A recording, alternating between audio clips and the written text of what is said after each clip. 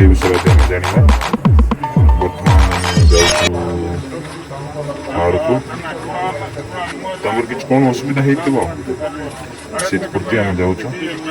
ତାଙ୍କର ଯେଉଁ ଗାଈ ଗୋରୁ ଚରାଉଛନ୍ତି ଏମାନେ ଯାଉଛନ୍ତି ଏ ମୋ ସାଙ୍ଗ ଏ 2 ଜଣ ଯେଉଁ ଗାଈ ଗୋରୁ ଚରାଉଥିଲେ, ସେ ତାଙ୍କର ଗାଈ ଗୋରୁ ପଡ଼ିକି ଯାଇଥିଲେ, ଯେଉଁ ପୋଡ଼ ଚାଷ ଯେଉଁଠି କରାଯାଉଛି ସେଇ ଚାଷ ଜମିରେ ଯାଇ ଗୋରୁ କ'ଣ ଚରି ଦେଇଥିଲେ ଆଉ। ସେଥିପାଇଁ କ'ଣ କିଛି ସମାଧାନ ହେବାକୁ ଯାଉଛି, ସମାଧାନ କରିବାକୁ ଯାଉଛୁ। ସେଠି କେତେ ପରିମାଣରେ ଚାଷ ହେଇଥିବା ଯେଉଁ ଧାନ ଲଗାଇଛନ୍ତି, ଯାହା ପୋଡ଼ ଚାଷ କରୁଛନ୍ତି, କେତେ ଗାଈ କେତେ ପରିମାଣରେ ଗାଈ ଚଲାଇଛନ୍ତି ସେଇ ହିସାବରେ ଦେଖିକି ସେଇ ହିସାବରେ ଦିଆଯାଏ। ପଇସା ଜରିମାନା ଯାହା ହଉ, ପଇସା ବି ହଉ, ଜରିମାନା ପଇସା ବି ହଉ, ଯାହା ତାଙ୍କୁ ଦାନ ପାନ ଯାହା ବି ତାକୁ ବାଟ ଦେଇପାରିବ, ତାଙ୍କ ରିଚାର୍ଜ ଦେବା ପାଇଁ ତାହା ଦେବାକୁ ପଡ଼ିବ। ବର୍ତ୍ତମାନ ଆମେ ପାହାଡ଼ରେ ଅଛୁ, ଦେଖିପାରୁଥିବେ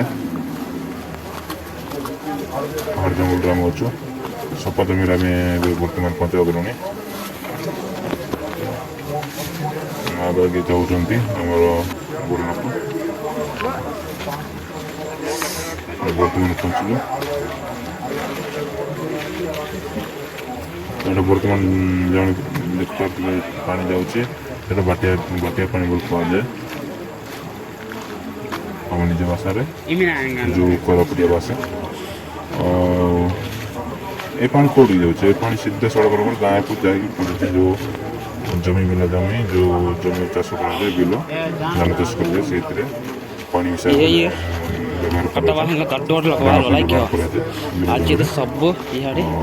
ବର୍ତ୍ତମାନ ଆମେ ପହଞ୍ଚିଲୁ ପାହାଡ଼ରେ, ଯେଉଁ ସଫା କରିକି ଯେଉଁ ଧାନ ଚାଷ ବା ପୋଡ଼ ଚାଷ କରାଯାଉଛି।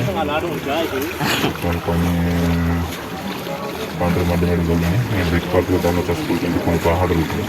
ଦେଖ ଦେଖିପାରୁଥିବେ ଜଙ୍ଗଲ କାଟିକି